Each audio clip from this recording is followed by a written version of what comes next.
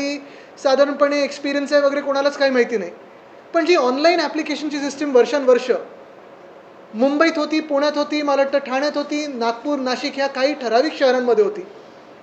अचानक ह्या वर्षी ठरवलं गेलं की आता सगळ्या एक्झाम्सचे हे जे काही ॲडमिशन आहेत 10वीच्या नंतरच्या FYJCचे जे, मग तुम्ही प्रत्येक कोर्स घ्या, मेडिकल घ्या, इंजिनिअरिंग घ्या, सगळं काही घ्या, हे त्या विन्सिसकडेच दिलं गेलं.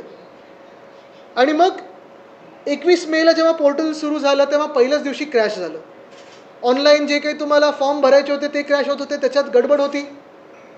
OTP येणार नाही येणार, SMS येणार नाही येणार, हा सगळा गोंधळ झाल्यानंतर 10 जूनला पहिली यादी येणार होती.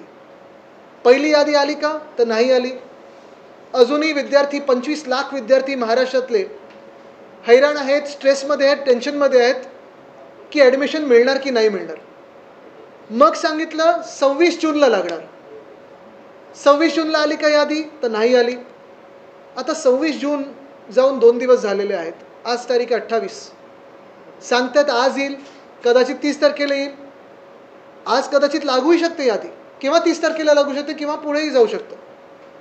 पण प्रश्न हाच आहे की फडणवीस साहेबांनी असे अकार्यक्षम मंत्री आजूबाजूला गोळा केलेले आहेत की जेव्हा त्यांचा पहिल्या वर्षाचा रिपोर्ट कार्ड येईल तेव्हा 10वीचे हे विद्यार्थी तर पास झाले, पण ह्या भाजप सरकारचं रिपोर्ट कार्ड जे येईल ते प्रत्येक खात्यात फेल फेल फेल फेल येईल. कारण नुसतं गोंधळ उडवायचा, विषयांवरनं अजून काहीतरी विषय दुसरीकडे न्यायचा, भाषेवरनं आपण तुम्ही वाद पेटवून ठेवलेला आहे, तुम्ही पहिलीतल्या विद्यार्थ्यांवर 3 भाषा लादणार आहात, हे सगळं गोंधळ ते एका बाजूला. पण जे शालेय शिक्षण मंत्री आहेत ज्यांनी हा सगळा गोंधळ घातलेला आहे त्यांना मुख्यमंत्री महोदय जाब विचारणार आहेत की नाही? कारण त्यांनी शिक्षणात घोळ घातलेलाच आहे आणि आता पुढे ॲडमिशन मिळणार की नाही ह्याच्यावर मुलांचं टेन्शन आणि आईवडिलांचं टेन्शन, पालकांचं टेन्शन हे वाढत चाललेलं आहे. नुसतं आईवडिलांचं नाही, विद्यार्थ्यांचंच नाही, तर कॉलेज देखील कधी सुरू होणार? कारण आत्ता जर पहिली यादी लागणार असेल, कट ऑफ कळणार असेल, तर मग पुढचं काय? आणि 1 मिनिटासाठी घाणेरडं राजकारण बाजूला ठेवावं. कारण आता हे जे दिसतंय ना मला, 13 मेला निकाल लागले, आज 28 तारीख आहे. तुम्ही ॲडमिशन देताय की मंत्रिपद देताय? स्वतःचं सरकार बनवायला तुम्हाला 1.5 महिना लागला होता, मंत्रिपद द्यायला 2 महिने लागले, तसं ॲडमिशन द्यायला तर किती वेळ लागणार आहे? हा घोळ कधी ना कधीतरी सुटणार आहे की नाही? आणि नुसतं एवढंच नाही आहे, तुम्ही बघा दरवर्षी MPSCमध्ये गडबड होतेच होते. जे सरकारी कोर्सेस आहेत किंवा जिथे जिथे सरकारचा हस्तक्षेप आहे तरी कोणाला तरी हे सिस्टम देऊन ठेवली असते, जसं आधी M-पोर्टलला देऊन ठेवलं होतं ते बाकीच्या परीक्षांसाठी. पण ही कंपनी मंत्री महोदयांनी का म्हणून ह्याला निवडलं? अचानकपणे कुठचाही प्रकार म्हणजे हा असा पूर्ण सिस्टमवर लादणं, कुठेही ड्राय रन न करता, कुठेही ह्याचा प्रयोग कसा चालेल हे न पाहता जर तुम्ही असं सगळं लादणार असाल तर महाराष्ट्राचं भवितव्य तुम्ही मारून टाकता. आणि हे पाप शालेय शिक्षण मंत्री दादा भुसे करत आहेत. आज जर यादी लागली नाही तर राज्यभरात युवासेना आंदोलन करणार आणि शालेय शिक्षण मंत्री गद्दार दादा भुसेंचा राजीनामा मागणार.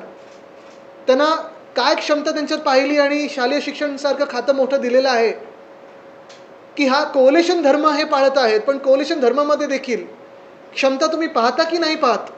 हा माझा सवाल मुख्यमंत्री महोदयांना. आणि म्हणून मी विनंती करीन त्यांना, आत्ता तरी आग्रहाची विनंती आहे आमचं आंदोलन सुरू होण्याच्या आधी, की हे खातं दादा भुसेंकडून काढून घ्यावं.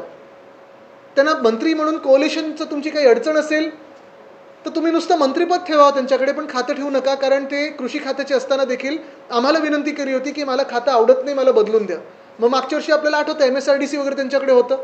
समृद्धीचं आता काय हाल झाले तर आपण पाहत आहे. आणि आता शिक्षण खातं दिलंय. तसेच खड्डे विद्यार्थ्यांच्या आयुष्यात पडत गेले तर ह्याला जबाबदार भाजपा आणि शालेय शिक्षण मंत्री दादा भुसे असतील.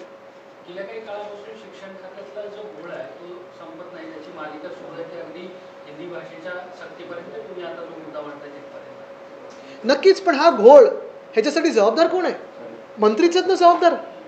ती कंपनी निवडली कोणी? लादली कशाला? जे काही त्यांना अनुभवच नसताना 25 लाख विद्यार्थ्यांचं भवितव्य तुम्ही एका कंपनीच्या हातात देता. मग या कंपनीवर कारवाई तुम्ही करणार आहात का? मंत्र्यांवर कारवाई करणार आहात का? तिकडचे जे खात्याचे सेक्रेटरी आहेत ते तरी तुम्ही बदलणार आहात का? काहीतरी मुख्यमंत्री ह्याच्यात पावलं उचलणार आहेत की 25 लाख विद्यार्थ्यांची हाल झालेले आहेत ते त्यांना आवडत आहेत हे असेच पाहत बसणार आहेत?